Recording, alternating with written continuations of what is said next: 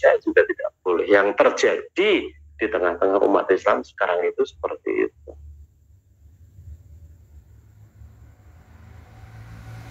Nah itu kan pendapat kiai, itu kan pendapat ustadz, itu kan pendapat imam, kan tidak mungkin salah. Ya tidak begitu.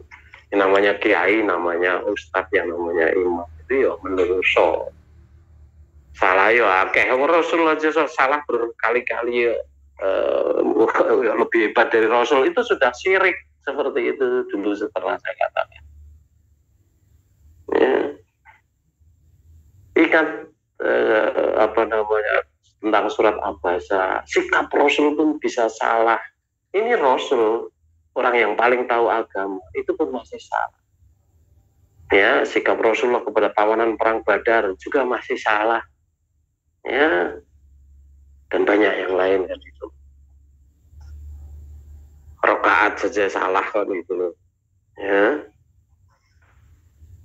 Dan tidak hanya sekali, juga terjadi berkali-kali. Lah kok gue mau mengatakan bahwa kiai, ustadz, imamku tidak akan pernah salah? Itu sudah syirik. Kalau nekat syirik ya salah. Urusanmu dengan Allah nanti.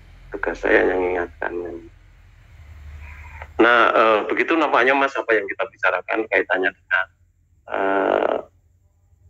atau ayat yang ke-30. Mungkin satu ayat lagi penting ini. Bisa dilihat dulu di dalam surat Al-Maidah ayat 71 yang di situ menunjukkan bahwa Allah itu betul-betul menentang pemahaman yang mengatakan bahwa Isa putra Maryam itu Tuhan Allah kan itu. Ayo silakan. Surat Al-Maidah surat ke-5 ayat 71. A'udzu billahi minasyaitonir rajim. Wasibu alla takuna fitnatun fa'amu. Ayat berapa tadi? 71 Ustaz. Al-Maidah ya? Nggih. Al-Maidah betul? Betul Ustaz, ayat 71. Tapi bukan tentang Isa putra Maryam nih Ustaz. Geser coba 72 berarti ya itu ayat. 72. Sebelum baca di tag dulu ya, kalau salah. Saya aja salah kok. Saya juga ayo, salah. Silakan. Ya. 72 ayo. Surat Al-Maidah surat ke-5 ayat 72. A'udzu billahi minasyaitonir rajim. Laqad kafarul ladzina qalu innallaha huwal masihu ibnu Maryam wa qala al masihu ya bani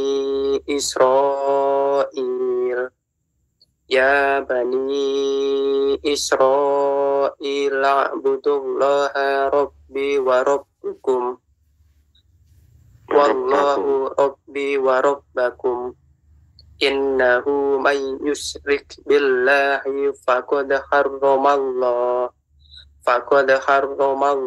alaihi al-jannata wa ma'wahun nar wa ma lidzalimina min ansor. Sungguh telah kafir orang-orang yang berkata, sesungguhnya Allah itu dialah Al-Masih putra Maryam. Padahal Al-Masih sendiri berkata, wahai Bani Israel, sembahlah Allah, Tuhanku dan Tuhanmu. Sesungguhnya barang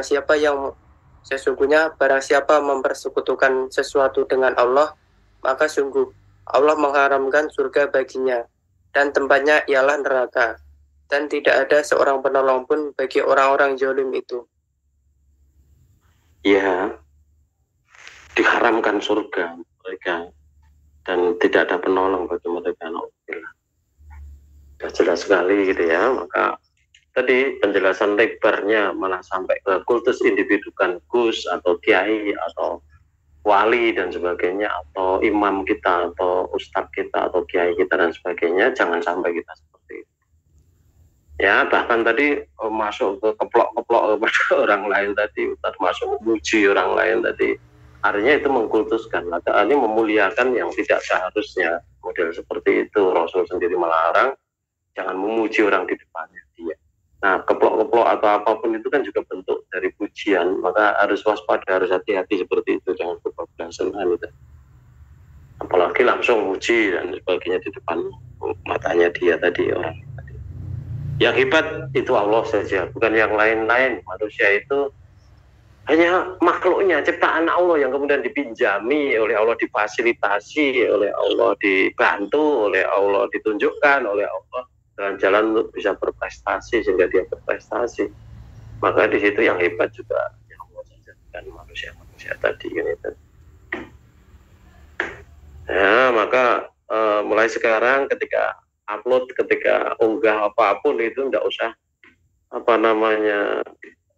getun kalau kemudian dikritik, diluruskan atau bahkan tidak mendapat like banyak dan sebagainya. Yang penting bermanfaat bagi orang lain, maka kamu dapat pujian dari Allah, ya, dan pujian dari Allah adalah ridho Allah tadi, itulah yang membawa kamu ke dalam kebahagiaan, ke surga. Ridho Allah kemudian dikalahkan dengan hanya jempolnya potol nanti jempol gitu, ya, mana itu. Ya, jadi perbaiki sikap kita di dalam bermedsos atau dalam beraktivitas dalam kehidupan sehari-hari. Dengan banyaknya medsos ini nanti juga akan banyak orang masuk neraka karena medsos.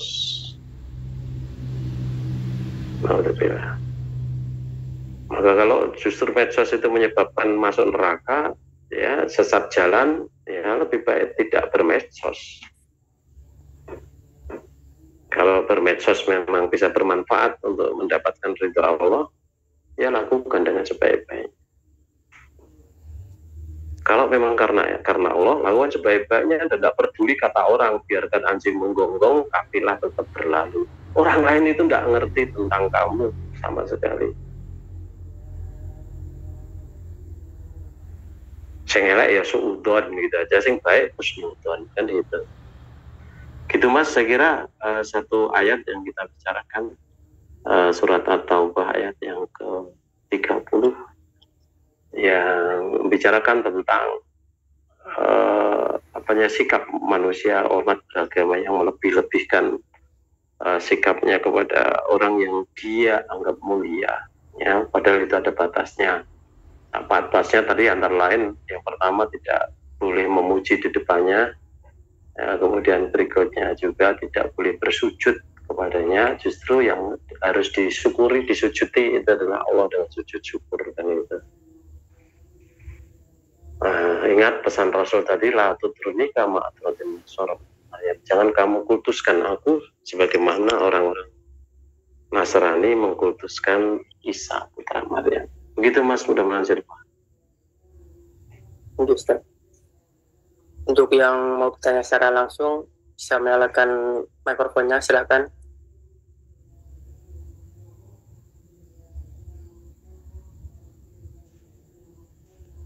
Kalau belum ada pertanyaan tertulis Ustaz. Ya, silakan. Dari Mas Olis. Assalamualaikum warahmatullahi wabarakatuh Ustaz. Waalaikumsalam warahmatullahi wabarakatuh.